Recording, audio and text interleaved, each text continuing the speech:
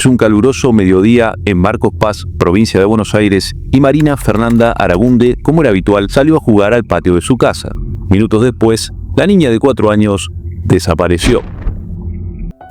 A partir de ese momento, se produce una cadena de misteriosas hipótesis, siendo uno de sus eslabones el peor posible para una madre: la mentira. Marina Beatriz, la madre de Culi, como le decían a la niña, buscó desesperadamente por toda la casa, pero fue en vano. Rápidamente se comunicó con la policía bonaerense, la cual se hizo presente en el lugar. Se pondría en práctica un extenso rastrillaje por toda la zona, pero los resultados no serían positivos. 4 meses después, una prenda de vestir de niña y restos óseos serían encontrados en una locación cercana al lugar de la desaparición. Sin embargo, los resultados serían extrañamente dispares. Los análisis de laboratorio revelarían que la ropa pertenecía a Marina, pero los restos humanos no coincidían. El desconcierto se empezó a apoderar de las autoridades, pero al mismo tiempo dejó un halo de esperanza en su angustiada madre. Las semanas pasaron sin novedades hasta que en septiembre de 1995, 8 meses después del secuestro, el caso daría un nuevo giro. El padre y el abuelo paterno de Culi serían detenidos por la policía. Este último había aparecido en televisión en los días posteriores a la desaparición de la niña. Ahí había acusado directamente a la familia de la madre de su rapto. Sobre ambos hombres pesaba una acusación muy grave: integrar una banda que robaba en comercios y se dedicaba al tráfico de estupefacientes. Así, una nueva teoría aportaría indicios al misterioso caso. El posible ajuste de cuentas por una disputa narco aparecía como una causa más que potable de la desaparición de la niña. Sin embargo, nuevamente los tortuosos meses pasaron para la familia y la hipótesis tampoco pudo corroborarse. Los años transcurrirían interminables y el caso se enfriaría tanto judicial como mediáticamente. Por ello, la madre de la niña decidió recurrir a las nacientes redes sociales con la esperanza de localizar a su hija, o al menos contactarse con alguien que tuviera información para revelar el misterio y así acabar con su dolor.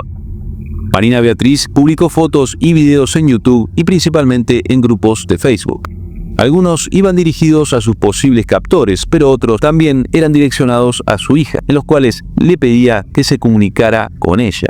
A principios de 2019, los ruegos y plegarias de la angustiada madre parecieron ser oídos.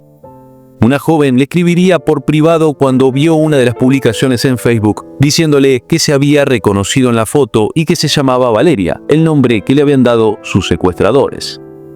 En abril de ese año llegaría el tan esperado encuentro. Valeria, quien decía ser Culi, la niña desaparecida hacía 24 años, comentó anécdotas de su infancia con su madre y con su hermano. Incluso recordaba un episodio en que se había quemado la mano, hecho que nunca fue revelado por el entorno familiar ni a la policía ni a los medios.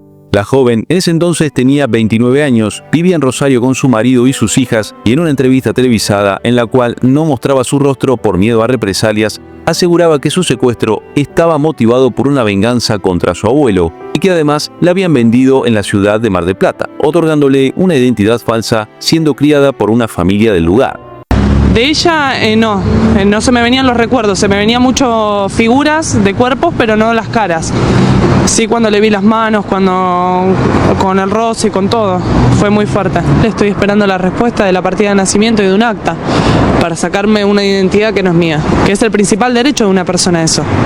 Uno nace con el derecho de saber quién es. A mí me secuestraron y me vendieron. Se le compró en Mar del Plata, en Emigraciones de Mar del Plata, se compró una identidad falsa. ¿Pero por qué te roban? ¿Por qué te llevaron? Yo fui un ajuste de narcotráfico entre, que sería mi abuelo paterno, y estas personas que a mí me secuestran y me venden. ¿Tu mamá en algún momento pensó que podías estar muerta? Jamás. Yo le digo, ¿pensaste si podría estar muerta? Yo siempre sentí que estabas bien y que estabas viva y que me iba a morir viéndote. Valeria decía tener vagos recuerdos del momento del rapto, pero aseguraba que quien la secuestró era una mujer que había sido pareja de su abuelo paterno. Pero lo extraño era que mientras ella salía a contar su verdad en todos los medios, Marina Beatriz, la madre de Culi, guardaba silencio. El milagro parecía haberse producido, pero algunas personas estaban más que alertas. En los grupos de Facebook que Marina Beatriz frecuentaba, le habían advertido que fuera sigilosa.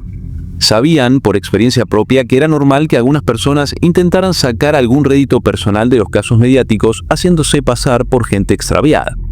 Fue así que Marina Beatriz le propondría a Valeria realizar una prueba privada de ADN, ante lo cual la chica accedió sin problema alguno. Tiempo después, el Instituto de Fertilidad Asistida Dr. Julio Colabianchi de Rosario le entregaría un informe fechado el 17 de julio de ese 2019 con resultado contundente. Había un 0,00% de posibilidad de que Valeria fuera Marina Fernanda. Sin embargo, su madre no se convenció y decidió creer en la versión de Valeria. Según la chica, alguien había pagado mucho dinero para modificar el resultado. A fines de 2019, las muestras serían remitidas a un laboratorio de Houston, en Texas, e indefectiblemente el resultado fue el mismo. Valeria no era Marina.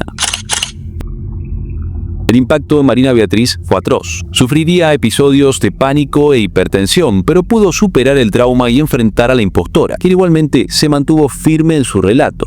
Llegaría incluso a decir que había sufrido una enfermedad oncológica 4 años atrás y le habían hecho tantas transfusiones de sangre que podría estar alterada por los medicamentos. Pese a lo ilógico y perverso de sus argumentos, Marina Beatriz no podía dejar de lado que los recuerdos de la infancia que Valeria le contaba eran coincidentes con los de su hija. Incluso Valeria le había mostrado fotos de sus hijas, con un evidente parecido a Marina Fernanda. Había algo en su interior que le obligaba a creerle. En un último intento por evitar confirmar su dolor, la madre de Cooley se presentaría ante la justicia para exigir un ADN compulsivo. Valeria sería notificada, pero jamás se presentó a las citas para aportar su ADN genético. No había dudas, la madre había sido vilmente engañada. Tiempo después, Marina Beatriz recibiría amenazas en su Facebook. Que algo te quede claro, ya la encontraste, deja de buscarla, deja de revolver mierda. No sé qué carajo buscás, quédate en el molde, que va a ser más fácil. El último mensaje de la impostora a Marina Beatriz fue el 20 de octubre del 2020, en donde esta última le dijo que había hablado con su mejor amiga y ella le había confirmado que era una fabuladora. La respuesta de Valeria fue contundente. Nunca más te voy a volver a hablar. Hoy, a 30 años de la desaparición de María Fernanda, su madre la sigue buscando e incluso realizó una reconstrucción de cómo sería su aspecto actual. La mujer está convencida de que Valeria fue adiestrada por algunas personas para hacerse pasar por su hija, y son esas personas las que saben qué sucedió con Marina y dónde está. Por su parte, Valeria sigue haciendo de las suyas y fue denunciada por pedir dinero fingiendo ser víctima de violencia de género y pedir préstamos en nombre de su actual suegra.